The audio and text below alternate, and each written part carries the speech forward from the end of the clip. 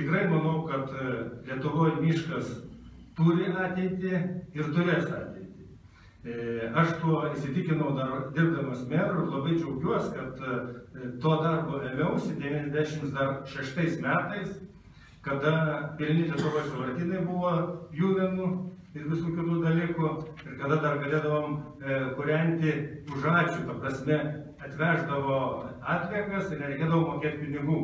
Tai buvo tokie įdomus laikai. O dabar žinom, kas yra medienos, reiškia, drožlės, kad tai yra geras kūras ir mes jį puikiai Lietuvoje naudojame. Na, dabar šiek tiek prie galbūt europinių reikalų. Kažkiek tai paminėjo ponas Algirdas savo pranešime, tai keletą tokių minčių noriu pasakyti. Tai dabar, jeigu kalba eina konkrečiai dėl jūsų šito klausimo, dėl 5 procentų apyvartos mokesčio, tai iš tikrųjų, reiškia, praeitą kartą prieš 10 dienų, kada susitikom su jūsų vadovu Briuselyje ir aptarėm jūsų bėdas, jisai kaip tik man kelia šitą klausimą, kad įteikė peticiją ir taip toliau, ir kaip galima būtų tą klausimą toliau jį pastumti. Aš jam pasiūliau kitą dar variantą, lygiagrečiai, tai būtent, kadangi parlamento nariai turim teisę užduoti komisijai klausimus, aišku, nedaugiau kaip 5 klausimus per mėnesį, ir komisija privalo mums atsakyti laikė 40 dienų. Jeigu neatsako, tada tas klausimas automatiškai eina į plenarinį posėdį ir komisija turi visiems parlamentarams aiškintis to klausimu. Tai paprastai jie stengiasi atsakyti tą klausimą.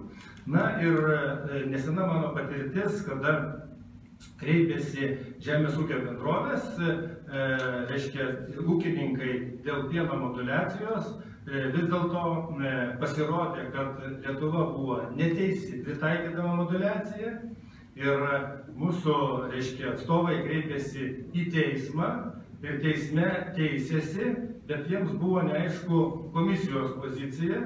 Ir tikrai tada, dar čia mano pradžioje, reiškia, darbo, aš jiems gavau atsakymą komisijos ir tas atsakymas praktiškai privedė prie to, kad iš tikrųjų pienininkai buvo teisūs ir moduliacija neturėjo būti taikyta ir kiek girdėjau, ne per seniausia buvo priimti teismo sprendimai ir žmonėm grąžinta ta skriauda ir bus grąžinta, žinoma, pinigais ta skriauda, kuri buvo padaryta.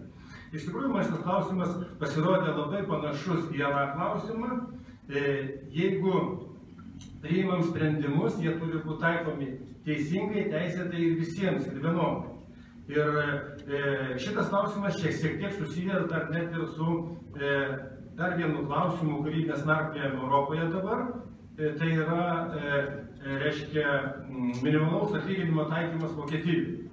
Lygiai panašiai, manim, kad tai iškreipia Europos konkurenciją ir negali viena valstybė primesti visom kitom valstybėm.